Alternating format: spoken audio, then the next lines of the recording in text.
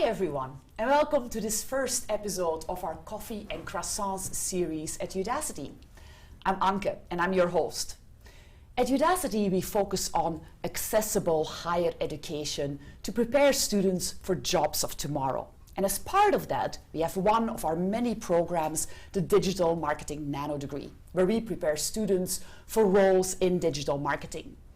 We focus on all the core aspects of digital marketing in our degree, but in this Coffee and Croissants series, I get a chance to talk to marketers, people who are actually in these digital marketing roles today. And I get to chat about their backgrounds, how they experience their roles, about the industry, and a little bit about their thinking on the future of digital marketing. So today I'm actually joined by my colleagues at Udacity from our own marketing department.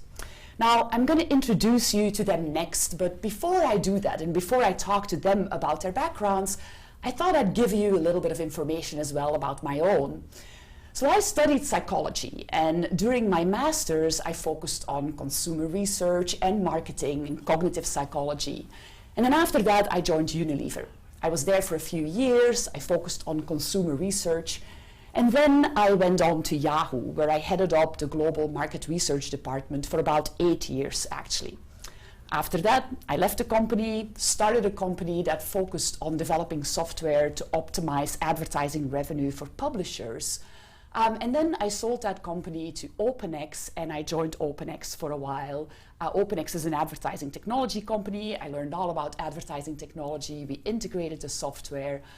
And while I was doing all that, actually for the past 8 years, I have been on the faculty of the UCLA Anderson Business School as well, where I've been teaching digital marketing.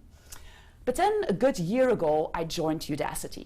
And there I've had the privilege of developing the Digital Marketing Nano Degree, leading it as well, but all of that while supported by a terrific group of colleagues here at Udacity who are kind of smart, energetic, and have helped us along the way. And of course, the marketing department is super important in that. So we thought what would be more fitting than for our first kind of Coffee and Croissants episode to bring together our colleagues from our marketing department.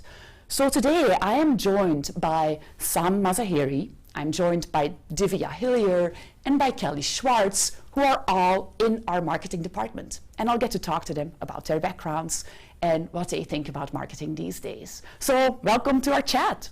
Thanks for having us. Sure. So Sam, let me start with you. So I would love to hear a little bit more about kind of, your background, your current role, and kind of how you got into digital marketing. Sure, yeah. So I first got started with real estate. It was kind of a family business, and so through high school and college I was working in real estate, and that's kind of where I got my first experience with digital marketing. Real estate agents are big in marketing, both for the properties that they're selling and for themselves as independent contractors almost. So I got my experience, writing ad copy, finding out channels to do our own promotion and promotion for our properties. And then when I was in college, I studied marketing and business administration. From there, I got an opportunity to do an internship with a consumer sports equipment company.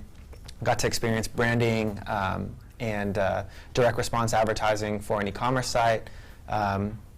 Got to work with a couple other consumer companies to do online marketing. Eventually, I got to work at Google as part of the AdWords product management team, helping to improve the AdWords advertising platform for other digital marketers. And got to work with a number of different startups, also lead marketing and product for one startup in particular called AdStage, which is a online advertising platform and a cross-channel platform to help you manage your campaigns on Google, Bing, Twitter, LinkedIn, and Facebook.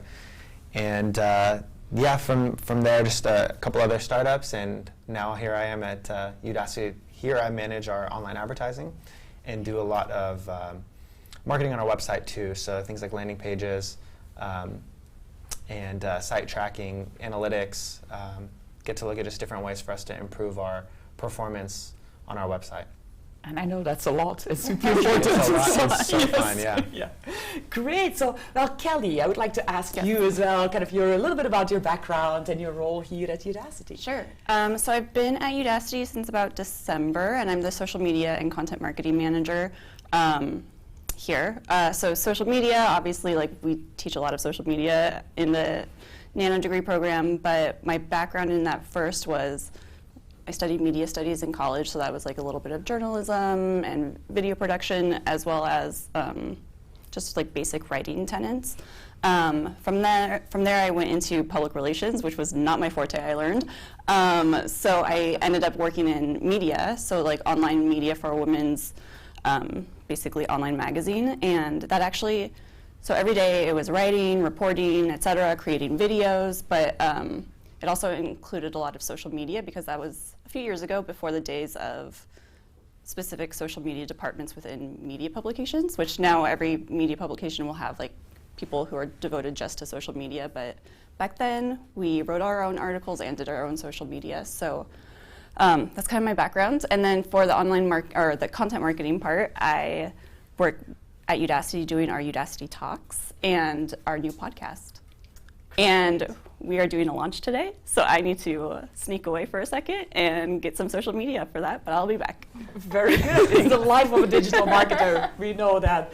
So Aldivia, can you tell us a little bit more about your background and your role here? Yes. So I did my undergrad in business economics and then my master's in communication management, which is kind of a nebulous way to say all kinds of communication. Internal communication, external communication, marketing, branding, etc. And then I started my career in online games. So I was a producer for a first-person shooter for a few years, and then I was a producer for a real-time strategy game that was also like a resource management game. It was very innovative at the time, similar to League of Legends, if anybody knows what that is. And then I moved to online poker. And then after I worked in online poker, I worked at eBay doing SEO for emerging markets. And then I joined Udacity. So I run SEO at Udacity here, and I'm sure we'll cover a lot about the subject matter, but my day-to-day is making sure that you guys can find us. Very cool. So, well, definitely a variety of backgrounds. And I think that's one of the beauties of digital marketing, that people come to this role from very different backgrounds altogether. Now, of course, so here we represent search engine optimization. We have the online advertising side. We've got the social side. There are some other roles as well that we have in our marketing department. So what else is there, Sam, would you say, and how does your role fit in the broader marketing department? Sure, yeah. Some other, I think, key roles are content and copywriting, PR and communications, product marketing to know how to position the products that we're offering, especially in the broader landscape.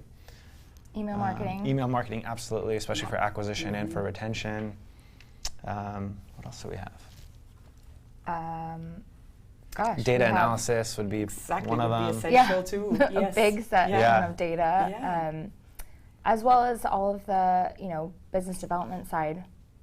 All of our amazing hiring partners and because what always strikes me when working with the department is that there's definitely there's the content side of things and the creative side of things, and we have a lot of talent there, and then we have the quantitative side of things as well, and further kind of optimization of campaigns, etc. And those two kind of work together all the time, and it's really like one cannot do without the other. Right. And it even seems that in both of your backgrounds, you've got a little bit of both mixed in, right? So would you say that for your roles, like in search engine optimization, for instance, are there certain certificates that people require, certain when you look to hire someone in this area, is there something specifically that you look for? So for SEO, there's no certificate that I could put my finger on to say, wow, like that is the one. Thank goodness you have that, you know everything now. Because it's a lot of on-the-job experience a lot of times.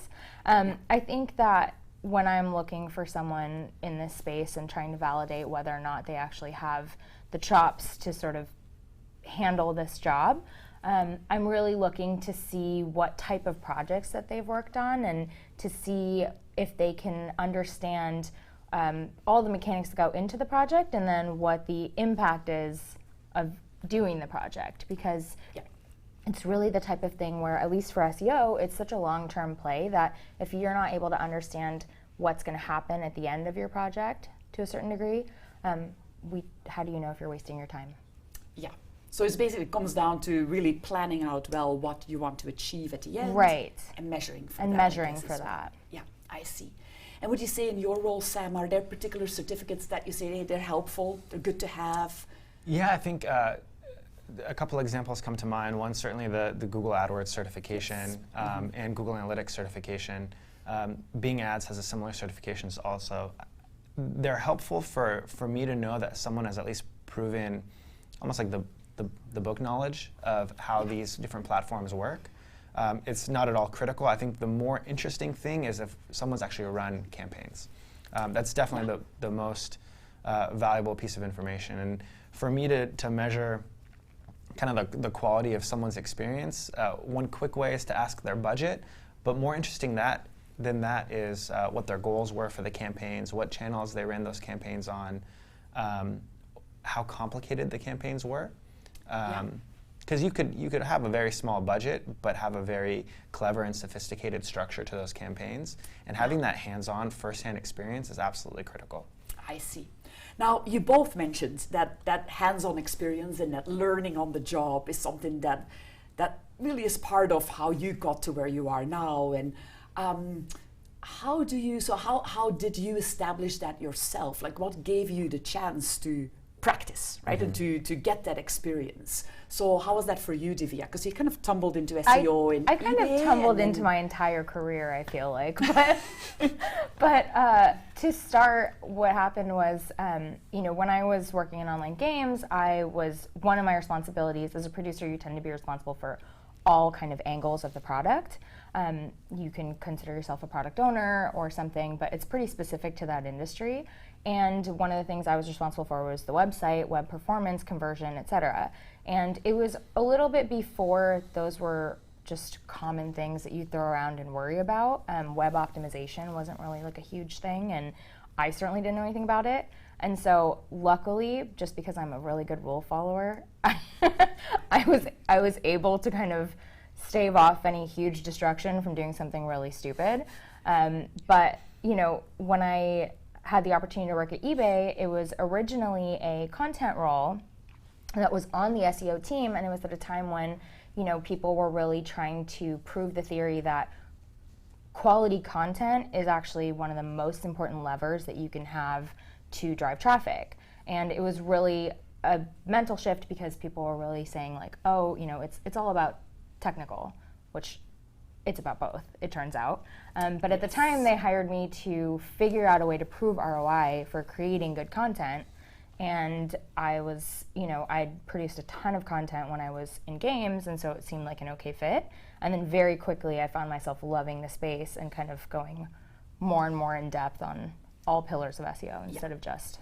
So you really sought kind of opportunities for yourself to practice things that seemed attractive to you. Yeah, and I think finding a team that is interested in experimentation is kind of important for that, because when you have someone who's new and looking at things through fresh eyes, like it's easy to get jaded and get used to the basics of your job.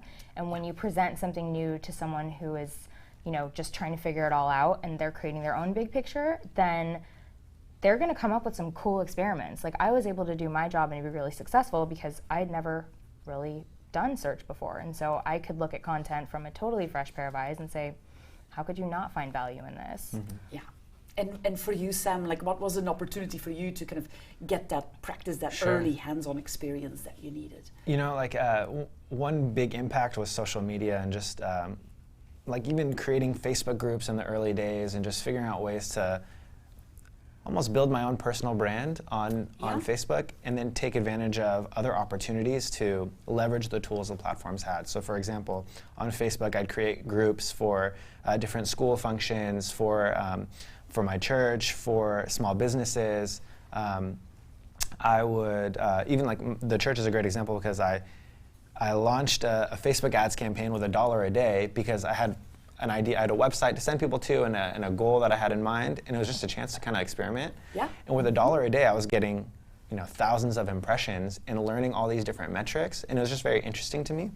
And then I was in an internship that, like Divya mentioned, in a company that was small enough to make an impact, but also had a desire for experimentation, and I had the freedom to kind of gravitate towards those channels and activities that were interesting to me. And so when I saw an opportunity to take on advertising, I had some experience from just like different community and personal projects, and leverage that for activities for a bigger business. And then my first job out of college was running ad campaigns, owning ad campaigns with budgets of up to $300,000 a month. Really sophisticated campaigns, but it was that personal and internship experience that I had that helped me speak intelligently about how those campaigns are structured, gave me knowledge about the vertical and the industry, and just kind of went from there. So I think, just taking advantage of any personal projects and like a personal interest and finding ways to do it. And I think small businesses are a great way to do it. Yeah. Everyone's dying to have a Facebook page, a Yelp account that's driving in foot traffic, or just ways to promote your content. Yeah, and that's one of the things, because it's a common question we get from our students. Like, well, I want to build up this experience, so I have it when I go and I find a job or I ask for a job. And it's something we try to do in the program. We give them an opportunity to actually run an actual campaign and try it all out, so at least they have that experience. But yes, we would also advise our students to try and seek those opportunities, as you both did, either within a role that you're in, or you could also do it just trying the tools that are out there for you. Find a business that has a need for a little bit of help. It's not about big budgets, but it's about willingness to try almost, and to experiment with the tools that are there. Right. You can actually another thing that I did to get more familiar faster, because I just wanted to ramp up really quick, is that you can look at companies and businesses that are large and successful and kind of backtrack and reverse engineer their campaigns or reverse engineer their sites. So I used to do when I first started in SEO, when you're learning and you're so excited and you just want to know everything, I used to set myself a target for every 2 weeks I would do an audit on a different site that I personally used, and kind of try to look through like, okay, here's this site, how did I get to them? Why did I get to them? What are they ranking for? Why would they be ranking this page for that? And really start to try to break it down for myself, because granted, I don't work at that large company at that moment, but it's easy to kind of look through the thought process of someone who is running an ad. Why is this ad showing for me when I'm looking for this? And you can kind of look and see, is this the copy? If I keep doing this in different ways, will I get different copy? You can find a way to get inside the mind of people or teams that are at these bigger companies, because they have more resources than a smaller team. And so while you're practicing, so that in theory, if someone came to you tomorrow and said, run these ads for Amazon, you would be familiar with the platform, you would know how to execute it, but what ads are they running? Why are they running it? That was super helpful for me. I see. So really kind of seeking an opportunity to do research on someone else's work as well. I think that's great advice as well. I think our students should try that, because I think that would help them. Now, you actually, Sam, mentioned personal branding. I think that is an important piece as well, right? And for some of our students, when you go and you try to find a job in digital marketing, it seems like personal brand does matter. Is that something, so would you say, Kelly, and I see you're kind of back to our panel, and hopefully everything is going well on your launch, but so would you say personal brand, when you think about that, and definitely from a social perspective, how do you build it? How do you protect it? Kind of, what can a student do in that space? So I definitely know people. I think it's just those friends and colleagues who have been in the industry for a bit longer, marketing, social media, editorial, whatever it is, that don't really build up their personal brand and are able to still play that off. But I think it's really useful to build a personal brand of some kind. It doesn't mean you have to have, over 1,000 followers on Twitter or anything, but just kind of staying involved in conversations, whether that's in Facebook groups or LinkedIn groups. There are so many that you can just be involved with. And also, it does help to just, I don't know if any job would necessarily say I want to see you messaging or constantly tweeting from your personal account, but showing the demonstration that you know how to use these tools, and that, I don't know, that I think, I was just going to say, I guess the personal side of branding is, to me, more of building your awareness and being able to talk the talk and knowing not necessarily the jargon, but just what is part of the job you're interviewing for. Yeah, and I would agree with that. I think that personal brand is, for some people, they build up a personal brand where they have indeed a large following and they do a lot in terms of creating content, because this requires a lot of management. But on the other hand, just having a presence, listening, and trying to have a little bit of conversation in these platforms that you'll later on use a lot is essential. And I know that, Divya, you've done some work around personal brand as well, right, for yourself? Yeah, and you know, one of the things is, like, it depends on the space that you're going for, and I think one of the most important components of personal branding is what is your story and how do you communicate that story? Because it's not necessarily, like Kelly said, some people might have thousands of followers, some people might have all private accounts. That's really not, it's not something that, you know, if you're in social media, you probably should be thinking about, what is my social media story that I'm telling? In general, I think that being able to say, like, hey, I can paint you a clear picture of who I am, whether it's via my LinkedIn profile, whether it's on my resume, whether I'm actually coming in for an interview. You should know who I am, what I'm about, what I'm interested in, and my, you know, my journey and the rationale for it, and why it's made me so useful to, you know, this company, or just why my advice is important. You know, you should know that about me pretty quickly, I think. And that is kind of the power of personal brand, is when you walk into a room, you know, we see everything about you. You're put together, we know your story. If there's something strange, like a lot of times people have career changes. I used to work in online games. And the thing is that, you know, what were the transferable skills? Why was it, you know, why is it super important actually that I worked in that space? And if I need to explain, you know, say a gap in my resume, or a, you know, confusing job or a short job sometimes can be a big issue for people. How do I tell that story so it doesn't seem confusing or like a negative, but actually can be explained in a positive way? Yeah, so, and then, well, digital marketing, as we all know, is kind of a super fast moving field, right? So once you have a job, your job changes. It changes, it will be changed tomorrow, it will be different again a month later. So what do you do to keep up with things? So Sam, if you look at kind of your day-to-day, or in general, kind of, are there particular blogs you read, newsletters, like what do you do to keep up with how the field evolves? Yeah, I mean, especially with online advertising, I think more than any other channel, there's constantly new ad networks, there's new ad formats, there's changes to the auction models and to the rules, and every network is optimizing their platforms to monetize, and they're all kind of competing there, and so staying apprised of that and also trends is pretty difficult, really fast moving. So I think the things that really helped me early on were setting up RSS feeds that would pull in from these different blogs. Blogs that come to mind are Search Engine Land, Marketing Land, Ad Age, eMarketer for data, and even different agencies and platforms like PPC Hero from Hannafin Marketing. Those are really helpful in pulling those into RSS feeders, RSS readers like Google used to have one, now it's Dig Reader is what I use, Flipboard.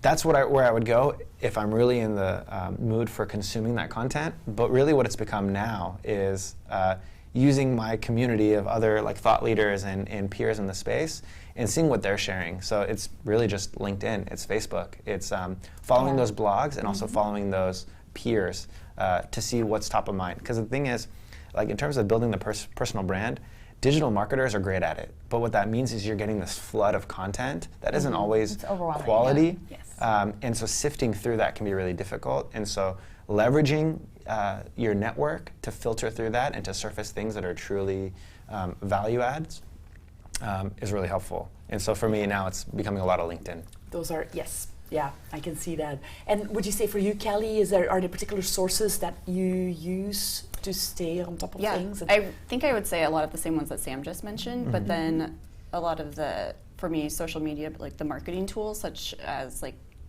Hootsuite or like Buffer, they all have great blogs that they give insight, or Sprout Social, what are some other ones? But they just all have great blogs with insights onto like what's changing, why Facebook changed a certain algorithm, so you can get insight into like maybe why your social traffic referrals have dipped that week. That's really helpful. And then just again, like following specific peers. Like I follow a lot of also those websites as well as just specific marketers on Twitter and just see what they're sharing too. Yeah. Yeah. And is that the same for you, Divya? It really is. I mean, Yeah. it's just cherry picking the people that you can trust if they bother. Yeah. Like, there's such a finite amount of time in the world, Yes. and I don't have time to read every single thing that comes out, and I can't trust that every story isn't just clickbait or something like that. And so, if you can find publications or industry influencers or friends that you can trust, that if they put something out there, you save that link and you'll go read it later. Exactly. That's really been super helpful for me. Yeah, and I would say I personally do the same. Like I also follow a few peers, a few blogs where I feel like, hey, these are really good blogs. These ones I want to follow. And then again, yes, as you said, like what bubbles up through LinkedIn helps me a lot as well, because that comes out of my network and the network of people that I select and trust in that Right. space. So I do a lot of that as well. I also keep up with so the tools, the main tools that I use, and I'll look at their blogs and just to make sure that we know kind of what's new in the space. That is important to me as well.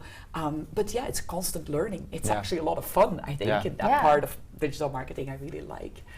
Now, when we think about the future of digital marketing, I think things that are mentioned, and actually here around Udacity, we even have a whole nano degree around it, but artificial intelligence is something that many people see as a bit of a threat to different jobs, right? And it influences us as well, but would you say, like, if you think about that, Sam, is there particular, are there things that come to mind where you feel like, hey, this is the influence I see, this is how I think it might affect us in the future? I mean, the impact of AI is prevalent everywhere in marketing. And I think just today I got an email from AdWords saying, we're going to start creating additional ads, leveraging your existing ads and site content, or just start replacing elements and variables.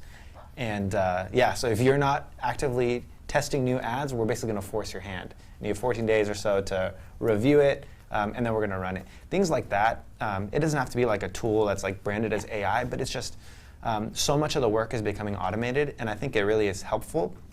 I don't think it replaces the need for qualified marketers, but it does take a lot of the tedious grunt work out of it, and it helps you focus on the things that are truly value adds. Like I know my business, I know my competition, and in light of that, I can take this support that AI is providing and just make the most of it. So it's helping us be more productive, and it's so much better for individuals, for like the consumers that are seeing our ads. Now they're not stuck with what worked 3 months ago, but they're always getting something that's just better content for them and a better experience for them. So it's definitely a win-win. Yeah. And would you say the same thing, Divya, from your perspective? Is that Yeah, I mean, you mentioned threats to a job. I'm always of the mindset that things like AI just continue to increase a level playing field. So, all it does is make an individual marketer more powerful one by one, right? You don't need a team of 10 to parse through, millions and millions or billions of data points. Now some amazing program is going to do it for you, and you can make the more strategic decisions, and you can create the bigger picture, and you can really take a step back from all of that grunt work that you normally would have to do. It's time saving, and it lets you solve bigger problems, I think. Yeah, I would think so. I think it will, over time, it will shift the focus a little bit, I think, of marketers, in that we will be probably more focused on the customer journey, more focused on content and storytelling, because that part isn't immediately going to be taken on by AI. So yeah, I do think that it does indeed. It makes for better marketing overall. So I'm excited about that development. Yeah. I don't think it's scary, but I think it's essential that we understand it and that we learn how it really influences the marketing field. Now, I want to shift a little bit so some of our students have asked us, like, hey, how does this work? Like when you get into the digital marketing field, I would love to get mentors. How does that work? How does that help someone throughout their careers? So when you think about that for yourself, Kelly, did you have a mentor throughout your career that you've relied on? Or? Yeah, so Divya and I were talking about that before this, and I don't know if I would say I had a mentor specifically that I would meet with, once a month for coffee, but I have a lot of just good friends and previous maybe managers or just leaders within companies I've worked for that I, even to this day, can feel comfortable asking for their advice on, or just their experience with certain aspects of my job. Like there's one person that I worked with who, whenever there's something new in the world of social media, like how an algorithm changes or whatever, I ask her how she's sort of adapting, her and her team are adapting to that. And that's helpful. I mean, it's not necessarily like a formal mentor relationship that a lot of people will talk about, but it's just kind of carving out people that you trust and whose opinions you can kind of reach for. Yeah. Is that similar for you, Divya? Or? Yes, and I will add that not only have I never had a formal mentor, but I do have a number of people that I feel really lucky that I can kind of call on for advice in whatever area that it is that I need. But also, I think you have to, a lot of times, brute force your mentors a little bit, which sounds super crazy. But people aren't really going to come to you and say, hey, Anka, you have promise, I'm going to mentor you. If that happens to you, that's amazing. Write a blog about it and I will read it. But, for the most part, it's really, Anka is going to go and say, hey, I like what that person is doing and I want to know more about it. And if I have to, take them out for coffee or, just set a meeting or chase them around the office or whatever it might be, or maybe it's someone you don't know and then you just have to message them on LinkedIn or find a mutual contact, but you have to be, I don't want to say aggressive, but you have to go for something, because typically people who are someone you would want to mentor you are busy. That's doing awesome stuff that you want to also be doing. And so, you kind of have to force your way into their time politely, if that's really support that you want from them. Yeah. Have you experienced that as well, Sam? Yeah, absolutely. I mean, I'd agree. Brute force is one way to put it. I think the words that come to mind are really being intentional about pursuing that. Whenever you find someone who is knowledgeable about anything, or has had a success that you aspire to, if you would like to emulate this person, for me it was definitely my managers, but also just peers, students that were a grade ahead of me, or people that had landed the job that I want to land. Or even just one example is I have some friends that are just great at networking, and I want to learn that. So just picking their brain. For the more formal, consistent person that you go to, I think it's just kind of proving that you're teachable, that you're curious, you're hungry, and that they're not wasting their time by speaking with you, but that the advice that they share is something that you're actually going to take to heart and make actionable changes. Just actually take steps to follow that. And I think it's inspiring for them, and it's rewarding for both parties. Yeah.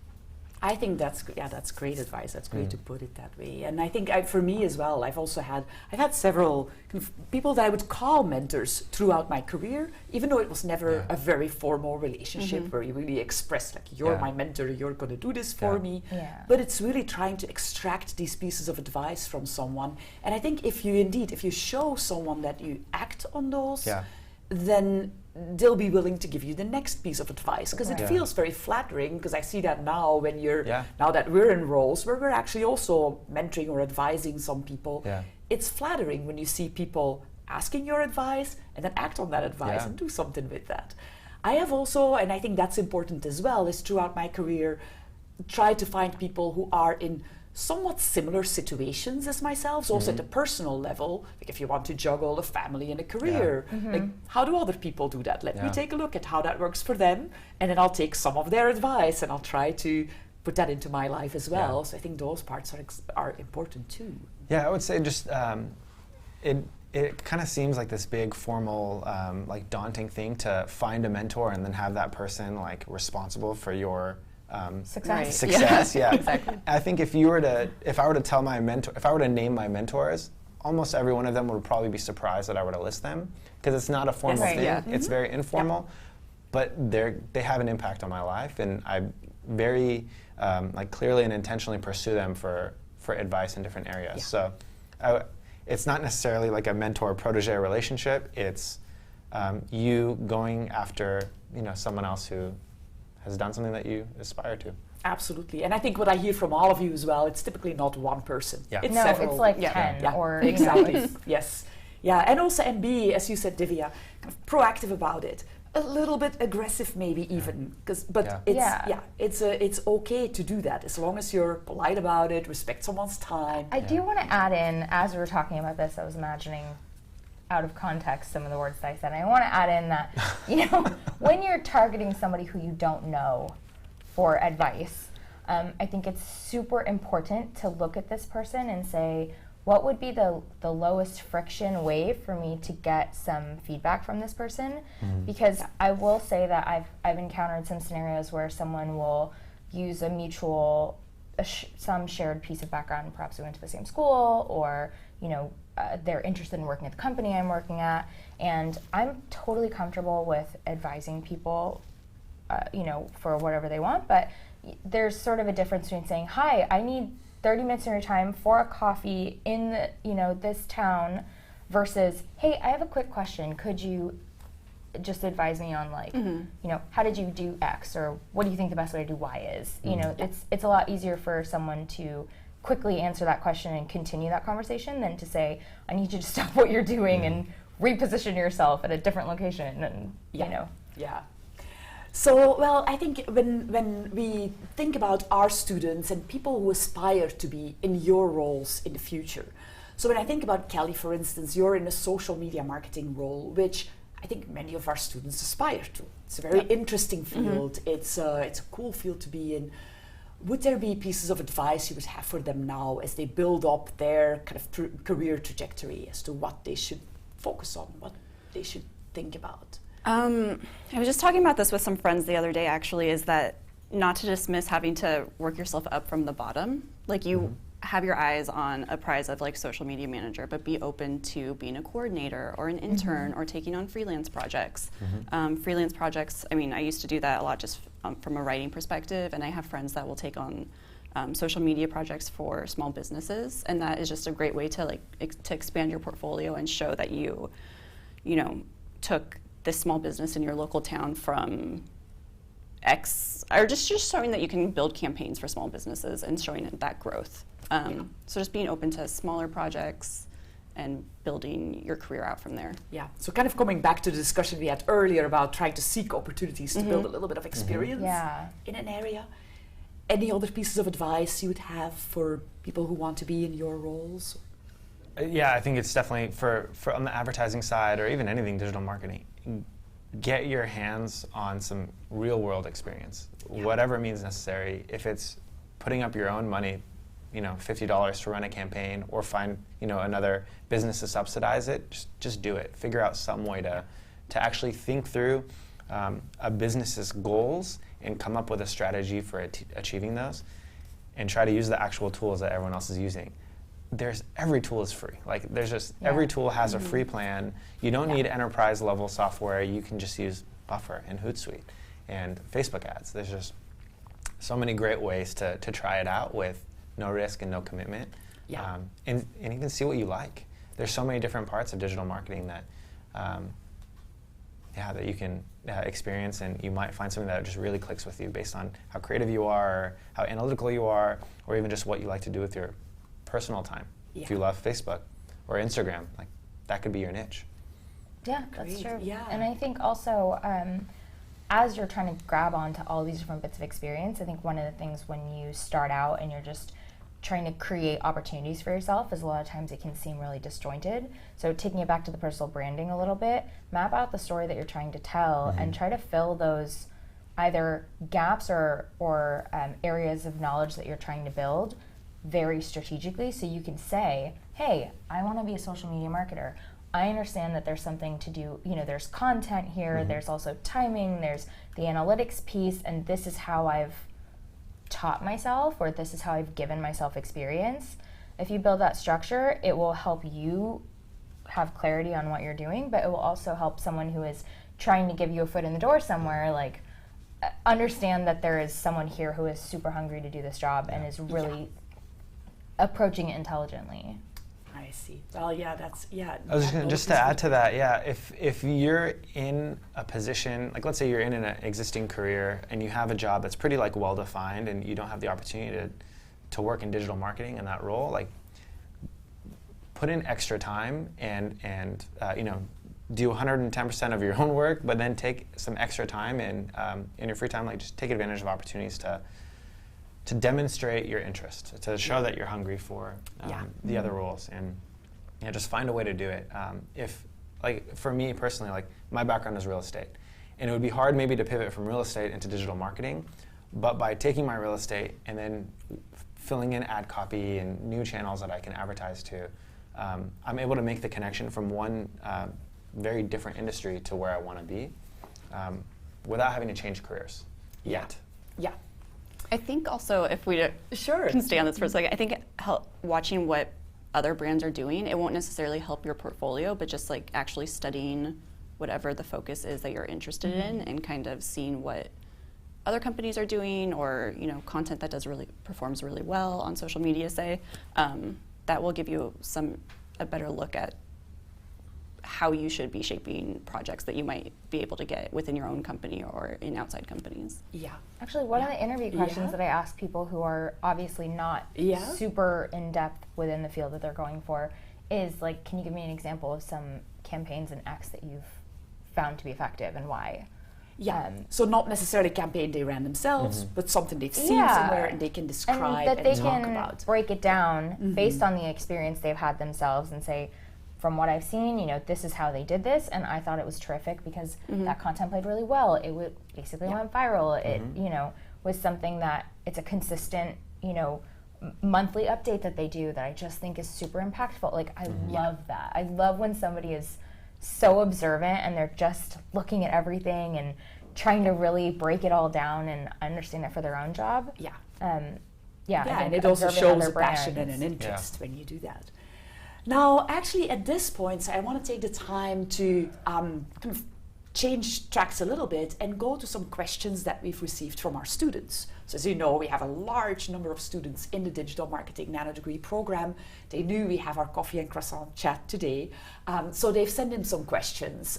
And so a first question, and I'll actually read it off, is from Teresa G, who's one of our students. And she asks, so how does someone with a non-linear work history sell themselves? And we've talked a little bit about this particular topic, but she says, look, I've been a paralegal, I've been an executive assistant, I've been a teacher, and an online content provider.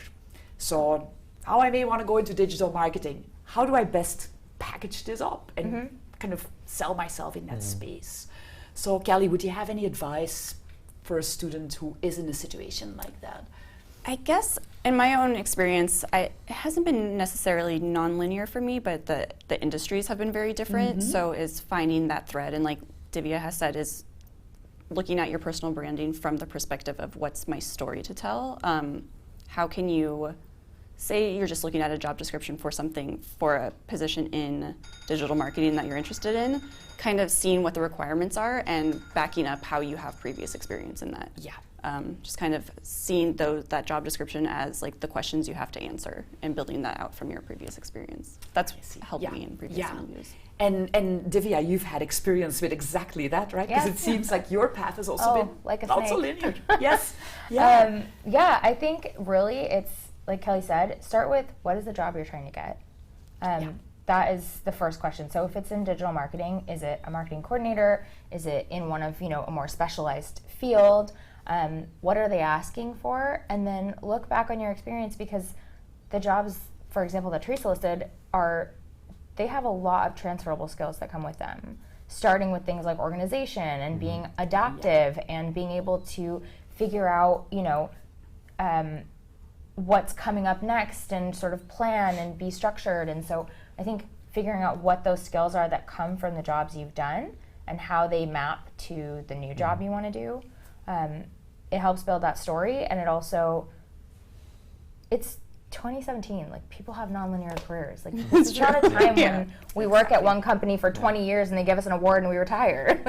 It's expected that you would have a sort of different background, but it's like, can you make that a cohesive story, and can you make that something you build every time you get a new job, or is it every time you're starting over from scratch and you just look at it as if you've never done anything in your life? Yeah. And would you say that Yeah, I think one thing I'd add is it's one thing to talk about your path in person, but one of the biggest challenges is listing out in your resume what your story is, or even LinkedIn profile. One thing that I had to do is, like I mentioned, I started out in real estate. Yes. Originally, that was kind of part of my resume, but over time, I just didn't list that anymore. I would focus on things that fit into my story. There's a lot of side jobs, a lot of startups that I'd work nights and weekends that I just don't even talk about because it doesn't fit into this overall story I'm telling. Exactly. Mm-hmm. So I'd say it's being selective about what you choose to list. If your last one role is in the industry, but the 3 prior aren't, maybe you don't even talk about those 3 prior roles. If you choose to talk about them, then highlight accomplishments that are relevant. If you had 100 projects that you were a part of, but 10 of them or 5 of them are relevant to digital marketing, focus on those. Yeah. Or at least spin every accomplishment to specifically call out where the relevance is with the role you're going after. But don't feel pressure to list everything. I feel like Teresa's last role seemed very relevant to Yeah, me too. digital marketing. Yeah. Yes. So maybe just focus on that one or that and the one before. Because like Divya mentioned, it's 2017. Like a lot of these platforms and channels haven't been around for very long. Exactly. 2 years of experience with like the cutting edge is very relevant. Yeah. And there's not much of a disadvantage to not have 8 years of experience with social media. Yeah. You know? How Exactly. could you have that? Yes, no, that's true. No, I would agree with all of that. And I would also suggest to Teresa to, kind of whatever role you go for, to study the role really well. And also get a good sense of, okay, this is the role, this is what other people in those roles do, this is what typically happens on a day-to-day basis. And then do what all of you said, is highlight whatever has come before in your career that matches some of the things that will be required in that new role. There will be strengths in every single one of the things you've done. And as Divya also said, like, you've got the organizational skill, you've got the kind of, well, in this case also the content related skill, which is really important. And then teaching, to me, because she has been a teacher as well, that's all about persuasion, communication. That translates really well to marketing and advertising.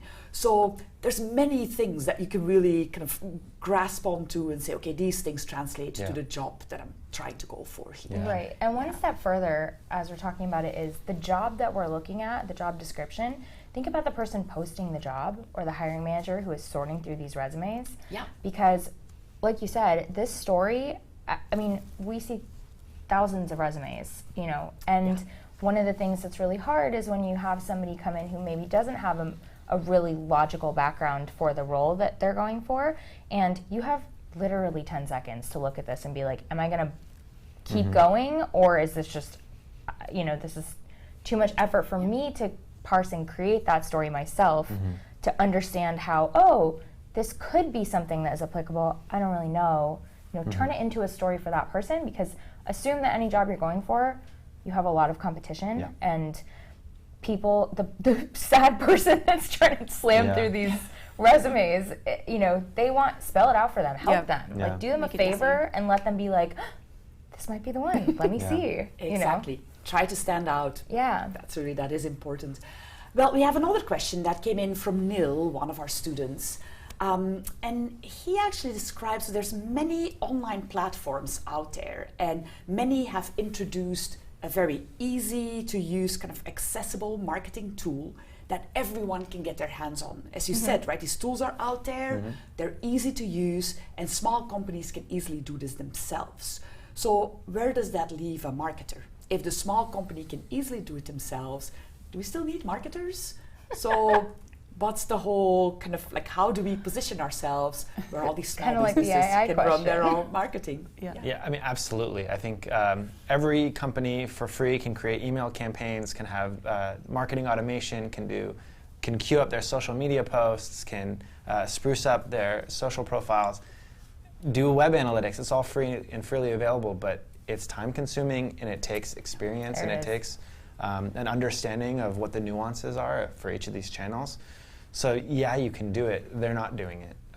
You definitely need a team of people that are focused on it, because otherwise you're drowning in data, you're drowning in capabilities, and you feel like this burden to take advantage of it, but you really can't. And so just as before, these teams are critically needed. It's just the 4 or 5 people, or even one person you have, depending on like the size of your company or team, that are focusing on marketing are only able to do, they're able to do much more now and do it more effectively, but they're still needed.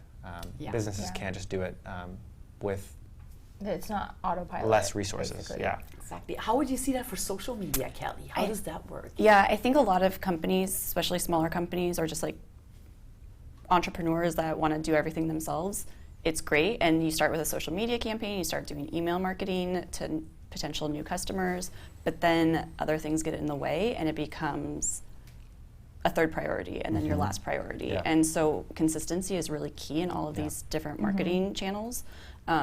So that's where, even if it's someone that you hire for a couple hours a week, just some extra hand there is really important to keep you on track and building momentum in those specific marketing channels. And how does that work for search, Divya? Do you see the same thing there? I mean, yeah, I think there's a lot of times when people will look at a tool and say, there's the tool, what's the point of you? And the reality is there is a tool and you can use it. And if you're a small business, I don't think it's wrong to just hop on a tool and poke. I mean, it's what we're talking about, right? As an owner, even if you're not a marketer, you should understand what that is, because hey, like, there are a lot of consultants in the world and they cost a lot of money. And so if you are going to hire a consultant, you're going to hire a full-time staff member, understand the channel and understand what might be good for you. But that being said, I mean, for any of the channels in digital marketing, I think the biggest piece comes actually in the back end with the analytics, because all of these tools, what they let you do is push something out. And understanding, was it worth pushing out? Should I do it again? Is it optimizable, or should I just cut it? When should I be looking at this information? What do I need to be looking at?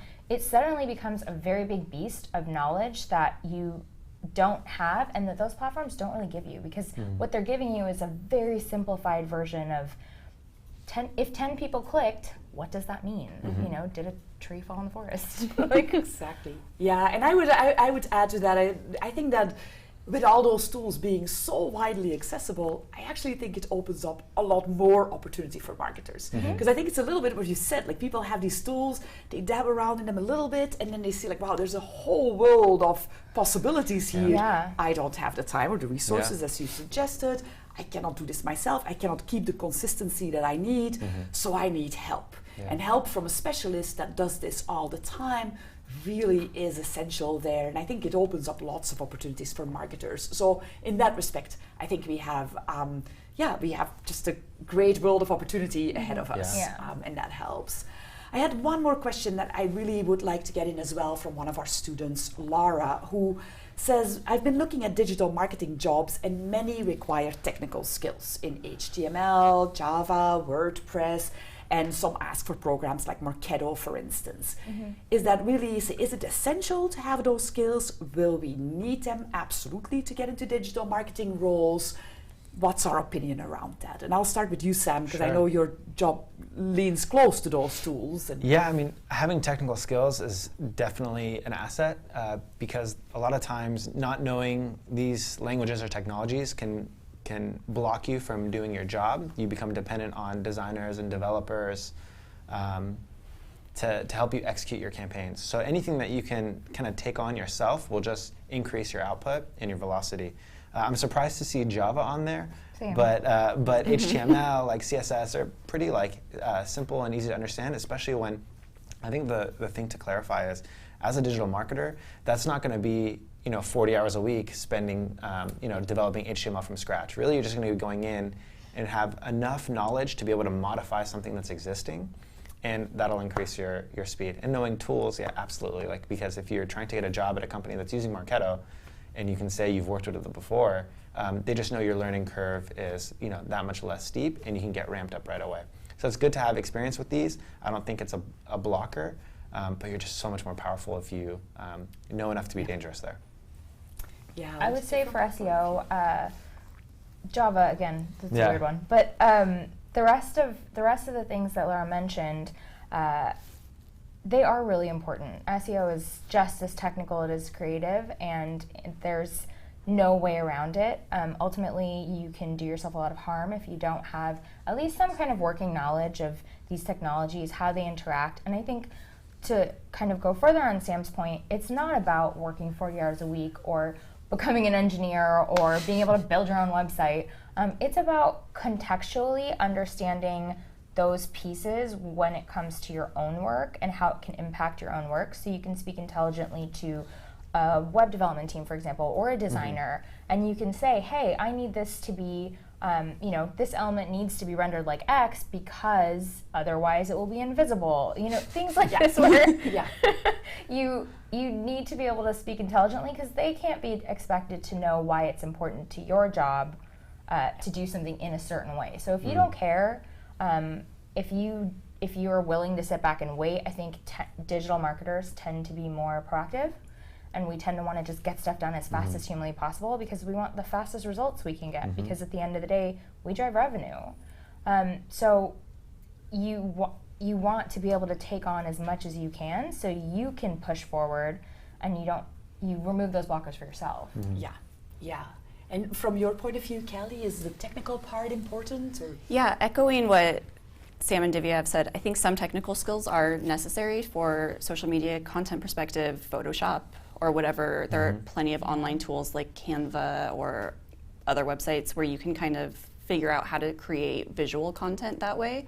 And Photoshop, pretty much I just taught myself figuring out things. I probably do things on Photoshop the long way, but there are plenty of YouTube videos that explain that, as well as when it comes to actual software tools, like maybe you don't have experience with a job description will say Adobe Omniture experience for analytics, but you have experience with Google Analytics. It's really just seeing, explaining to the company like what experience you do have and how it relates to them when it comes to technical skills. Yes, and I would agree with that because if I look at my own skills, my own careers, I'm not an engineer. I don't have all the technical chops to like build a website from scratch, as you indicated. I cannot do that. Yet, I do understand how they fit in. I understand elements of them, so that I can help direct someone else to execute on elements that are very core to their skill and their job. So helpful to know it, helpful to understand how you fit in. And I also feel that many of the tools I've learned once in the job. So then indeed, yes, you have experience in Google Analytics. And it so happens that they use Adobe's suite of analytics products. Then you translate what you've learned in Google Analytics and you do that in that new tool. Same for Marketo. You can actually translate some skills you've learned elsewhere into the Marketo tool. And most of these have good education materials sitting with them so you can catch up pretty easily. I would just advise to just not be afraid of whatever sounds a little bit more technical because it's often easier to learn than you think. I think the word technical freaks people out. It does. And it really shouldn't. The expectation on digital marketers to be technical is very low. Yes, I would agree with that. In general, but that is true. I think in general in jobs in digital marketing, really it's about having the digital marketing skill way more than the technical skill when you start. And as you go through your career, you'll touch on techniques more often and on technology, and then you will build some of that as you go. So I wouldn't be afraid of it. I would definitely not let job descriptions that have that in the requirements stop me from applying if I don't have that skill specifically, because they usually don't expect you to develop the website and all of that. So I definitely would not be afraid of it. Scrappy marketing trick that I probably shouldn't say. The part of her question that was kind of bugging me a little bit is this Marketo or insert platform name. And it's a little bit crazy if you don't have that experience and they want someone who can ramp up quickly, then how can you show that you could ramp up quickly and it would be fine? And a sneaky way to do that is that a lot of these products have public demos and then they, like you said, have education materials on them. So you can build yourself familiarity with these tools on YouTube, on public demos. If you're extra annoying, you can set up a demo. Free trials, etc. There's so many ways to get access to those tools and have absolutely no reason to be accessing them, including enterprise tools, because lots of people do use them. And you can show that, like, hey, if I came to you and I said, hey Sam, I've actually never used Marketo, but I sat through a public demo, I've read all of their education materials, and I'm pretty confident that I could get up and running because I know Google Analytics. Suddenly you're like, right, that's not a problem. Exactly. And I think that builds up your confidence and it builds up kind of, in an interview that will come across really well. I just want to add, these programs and the technical skills you need should not at all be intimidating. They're designed for digital marketers to jump in right away. So HTML experience, for example, let's say you're in MailChimp and you're looking at a template, you toggle over to an HTML view and you can just change words, for example, or change a color. It's very simple. Don't at all be intimidated by these things. It's designed to make you just give you more flexibility and have more fun doing your job. So jump in, it's fun, it's not intimidating.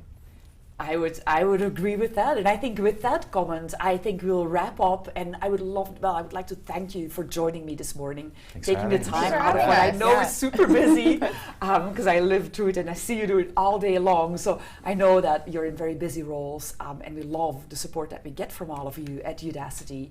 I would like to tell our students that the discussion will continue on our Slack channels. For those of you who are part of our DM&D program, we'll also keep our discussion going on Facebook if you're not part of the program yet. And I would like to thank you for joining us this morning and taking the time to Thanks for listening to learn us. more about what we have to talk about. So great, well, thanks a lot. Thank you for joining us at our first episode of Coffee and Croissants, and we hope to see you in our next one. Thank Thank you. you. Thank Yeah. you.